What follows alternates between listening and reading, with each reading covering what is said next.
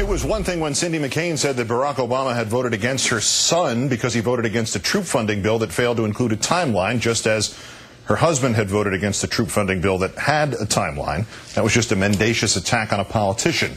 Tonight, though, in our third story, Cindy McCain's mendacious attack on the troops themselves. In an interview with Marie Claire magazine, of all places, she was asked whether McCain's POW experience is still with them. Quote, the question, no cold sweats in the middle of the night? Cindy, oh, no, no, no, no, no. My husband, he'd be the first one to tell you that he was trained to do what he was doing. The guys who had trouble were the 18-year-olds who were drafted. He was trained. He went to the Naval Academy. He was a trained United States naval officer, and so he knew what he was doing.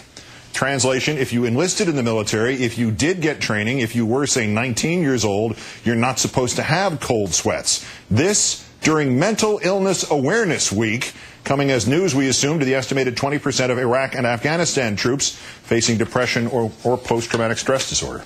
At this point, let's turn into Jon Soltz, who served as an Army captain in Iraq and is now, of course, chairman of VoteVets.org. Jon, thanks for your time tonight. My pleasure, Keith. Even if we grant some element of truth here, that training might mitigate psychological impacts of injuries and combat experience and captivity, what should we make of Mrs. McCain's statement there?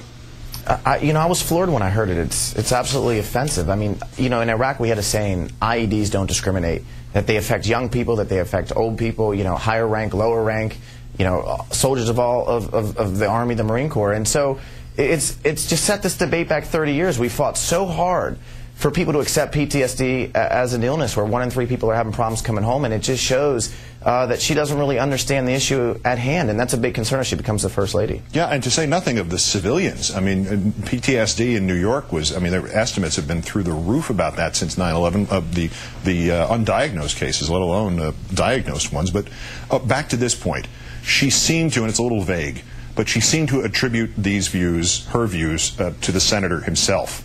Are we seeing something of internal military elitism at work here, that the admiral's son could handle this, the grunts could not? Well, I think for her it's ignorance, and obviously 1/3 of the soldiers coming back from Iraq aren't elite aviators from the Naval Academy. They're ground troops. So it's a certain ignorance, and something that VoteVets has worked on all year is this issue of diagnosis of PTSD in the Veterans Administration. We had got some letters from a VA in Texas that basically was saying, let's give people adjustment disorders and say they're just not adjusting okay. So it's hard to define whether or not someone actually has PTSD, and if they don't code you with PTSD, then you don't get veterans benefits, you don't get disability, and you fall out of the system. And that's where we get homeless veterans, and that's where we get higher suicides. So I think that's the real concern for veterans across the country right now, is that how can you help all of these troops coming back with PTSD if you don't think it exists? And so it's a huge concern moving forward. And Iraq and Afghanistan Veterans of America just put out its grading of senators on vets issues. McCain got a D, Obama got a B. Is that fair? Is it unfair to ask whether the callousness in this interview is reflected in the policy?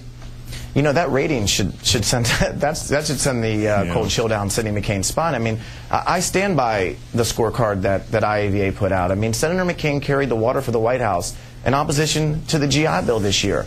He has not led on veterans issues in the last 4 or 6 years since these vets have come home. He voted against body armor not once but twice in 2003 when there were shortages in Iraq. He was against the Webb-Hagel dwell time bill in 2007. So his issue is spotty. And to be honest, Senator Hagel and Senator Webb led the fight for the GI Bill.